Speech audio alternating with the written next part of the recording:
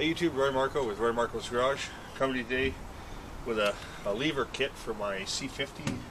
It's getting to get cold out. I got to get the heater fixed in the truck. So this is one of the pieces. A heater core will be another, but that's another video. So this is kit number 50-7225C from Old Air Products, and it's the Never Pop lever kit. So the lever kits that come in these trucks are made out of like a pot metal, and they'll break off if they're under some stress. These ones are made out of stamped steel, so you won't have that issue. And we're going to rebuild our heater controls. So why don't you come along and see how this is installed in this truck here. This is a C10 part, but C10, 20, 30, 50, or 40, 50, 60, 70s. The cab's pretty much the same, use a lot of the same parts. So if you got one of these trucks, need this, it's the same thing. And also my faceplate had broken off the rivets on the back, so I just drilled it and put some bolts. I'll show you how I did that as well. So here's the faceplate. That on the back there's rivets that are riveted on just like this piece is here, and they had busted off. But I used some my other hobby being remote control cars. We have these countersunk Allen head bolts and nuts on the back, and so we'll be able to bolt this back together, being black head. And I just taped this off, gave it a respray after drilling and countersinking it. I think that'll look good when you get the chrome knobs on there. So this cover plate goes on the levers like so, but we're going to put that on after.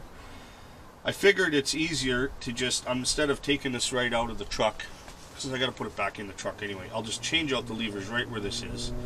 I don't have to take these cables off, just change the lever pack, put the cables back on. All the cables seem to move fairly freely. It's not like they're very stiff, so even the ones that are broken off, it's not like there's an issue there. So we'll do it right here, and I'll take this electrical switch out first and then change out the levers, and then we'll put it all back together, bolt our faceplate on, put it back in the truck. Okay, so I got the electrical switch out. That was a 1/4 inch. Take the 2 bolts, if you're wondering. And so now we got to try and get the lever, these little caps off. Okay. Alright, so we can pop these off. I'm just going to push them in and then pop them off. There we go. Pop out the pin. This whole lever pack comes out. Alright. Now we'll reassemble it from this pack here. I'll open that up. Obviously, if you want to do like a full-on restoration, you might want to bead blast a piece like this. In this truck, it's not a big deal. I want to use this truck. It's not a show truck, but it's just a little bit of dirt on it and stuff. We'll clean it up, put it back together. Technical difficulties, have to switch cameras. So, okay. So this bottom lever, we need one of the skinny shims. Let's start from the top, because we have to push, we got to sort of work this pin down at the same time so everything can go in. Okay. Then we use the small spacer.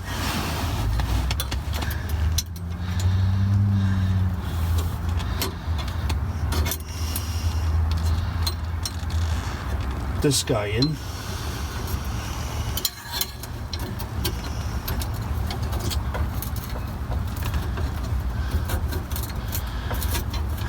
This is where things will get interesting.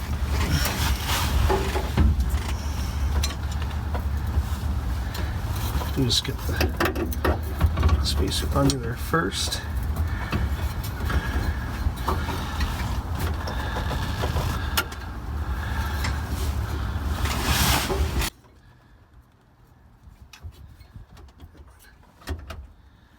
Just have to line it up.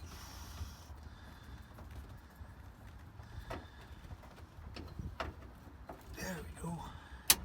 Push it in. Now, I've seen where some people want to put the pin up from the bottom because it's easier to stack, but the reason I want to go this way is if that clip ever falls off, I don't have to worry about the pin falling off. So now you just have to put this little retainer on. Now there's 3 little ones and 1 large one. And it's kind of confusing because one of the little ones is a different color. So it's the bigger one. It goes on the bottom here. That's sort of a one-way deal. When you push it on, it doesn't want to come off. It has fingers it grabs. So now all my controls are now fixed and working freely. So now I'm going to go ahead and put each cable on, and then I'm going to put a little bit of oil on this so that it moves freely. So let me get some 3-in-1 oil. I'm just going to put each one of these on. 1, 2,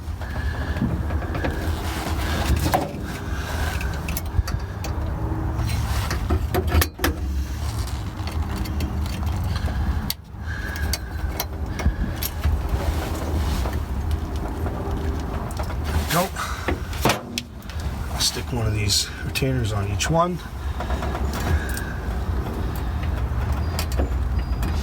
You don't have to push them on too tight because you don't want it binding. Okay. If I move this one out of the way.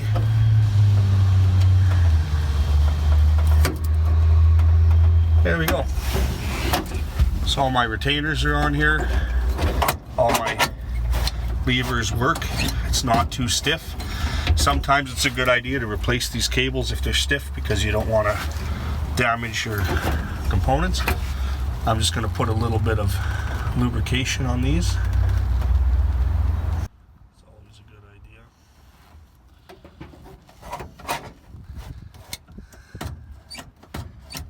All right. Now we can reinstall. It comes with a new nylon sleeve here which goes on your switch like so, and we can now reinstall our switch which goes on there like so. Now there's a good chance this switch isn't very good. I don't know that yet, but I will invest in a new one if I have to. I just haven't forgot to buy one when I was down at Scott's Super Trucks. Never thought about it. If I need one, I'll be ordering it from Scott's. He can mail it to you. No big deal. I can't just go bolt this on here. If I do, I won't get it through the dash. So I have to kind of tuck this underneath and assemble it down here. So I'll get this through the dash and assemble it down here. Get that out of your way. Just got to undo these little... Okay, I'm going to take these 2 screws out. Well, I could probably start assembling this.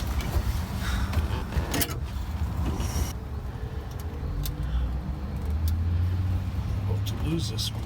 Okay, I'm going to go get my screwdriver. This big screwdriver, I'm just going to take these ones out.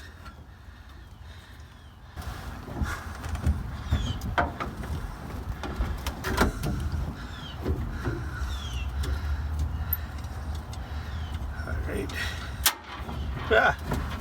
Okay. Now, with these screws used for remote control cars, they got these nice fancy screwdrivers by Team Intigy there. So anyway, I'm going to use that for the heads. Hold it together easily enough.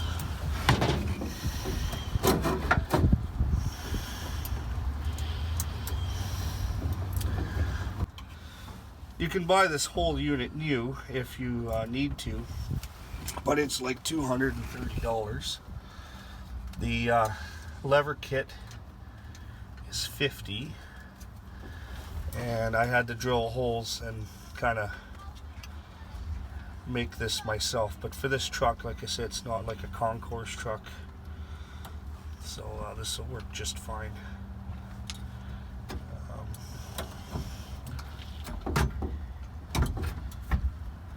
nice and tight. So now this is in there. One last thing we got to do, there's a little bulb here that clips in the back, and that will backlight the words here at night. Now we should be able to get this tucked in. This is where it doesn't actually fit. You gotta pull something more apart, right? Oh, it goes in. That's good. That's good. Okay. Poke this through. There we go. And then we put our 2 screws in at the bottom.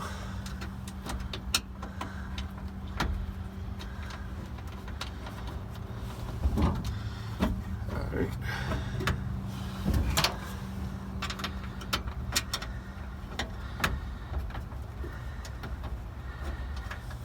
Okay.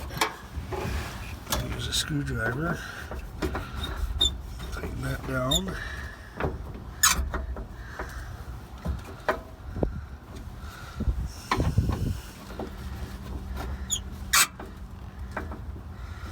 Okay, now it should be operating just fine. Okay. Now, the last bit of beauty that comes in this kit. Now, you could understand if I took that sticker, even with those holes there, if I covered those screws, that would look pretty good. The only thing is if you ever had to take it apart. But once that's together, you'd never have to really take it apart. So you could hide those screws and that would be a nice fix. But this truck didn't come with this decal package, so I'm going to just leave it off. And let's cut these open now. I'll cut my fingers off here.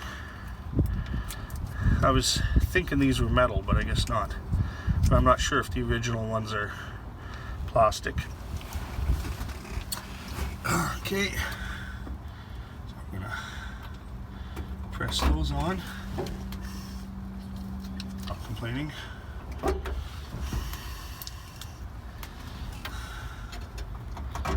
There you go. So you got your knobs on here. Now the heater controls will all function, and that's one more thing fixed on the old C50 here. So there you have it. That whole thing took me about 45 minutes with, you know, filming and everything else.